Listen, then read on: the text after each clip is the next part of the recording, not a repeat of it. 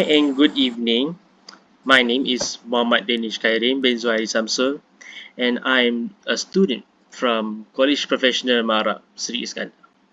And today, I'm going to conduct an interview for an assignment on the subject um, of pragmatics in intercultural communication. And before I begin, may I ask you to introduce yourself? Maybe a little bit of your background on your education and where do you live? Hi, good evening. My name is Angeline Aguilar. I'm from the Philippines and currently a second year college at the University of San Agustin. Thank you very much for your introduction. Now, without further ado, let's get into the interview. Now, personally, how can a language influence the way people think about other cultures? And how can phrases that only work in one language confuse people who speaks a different language, in your opinion?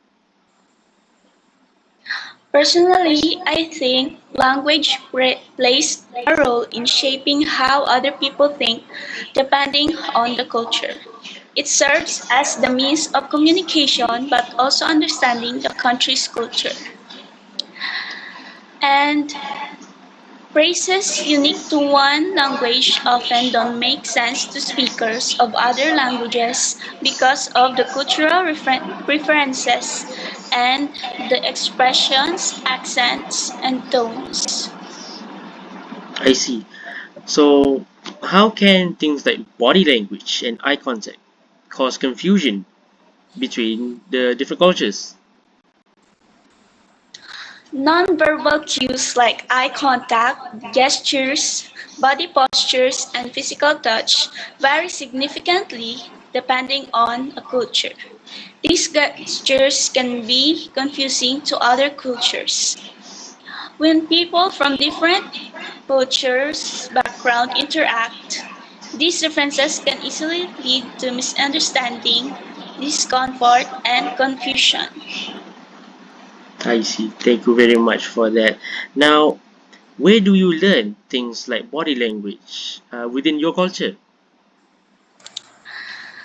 People learn about body language through a lot of observation, correction, instruction, and cultural experiences. These lessons are taught by family, peers, education, media, and participation in the community. Hmm, I see. How about can facial expressions have different meanings in different cultures? Facial expressions can have different meanings across cultures, which some facial expressions are thought to be universal, like smiling and frowning. The way they are used, interpreted, or valued can vary significantly depending on the cultural norms. Facial expressions can carry different meaning based on a country's culture. How does cultural identity affect how we get along with other people? Cultural identity plays a significant role in how we relate to and interact with others. For Filipinos, key aspects of the cultural influence social interactions both within Filipino community and with people from the other culture. What are some common causes of conflict between different cultures, personally from your experience? Personally, from my experience, some common causes of conflict between different cultures can arise due to the differences in the communication styles, values, and expectations. How can stereotypes and biases contribute to conflict within your culture? Stereotype and biases can significantly contribute to conflict within Filipino culture, often creating diversions or misunderstanding among the individuals and groups. Some examples are the regional stereotypes, economic and social class biases, skin color and colonial mentality, gender stereotypes, education-based biases, and religious and moral biases.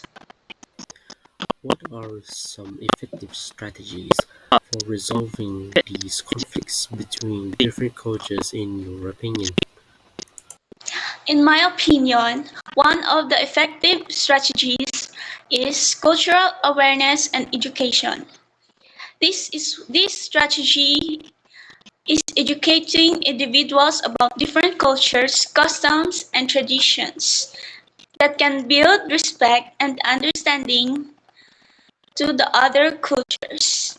It can help people recognize their own biases and appreciate cultural diversity. Thank you for answering all of the questions and for your time, Miss Angeline. You're welcome.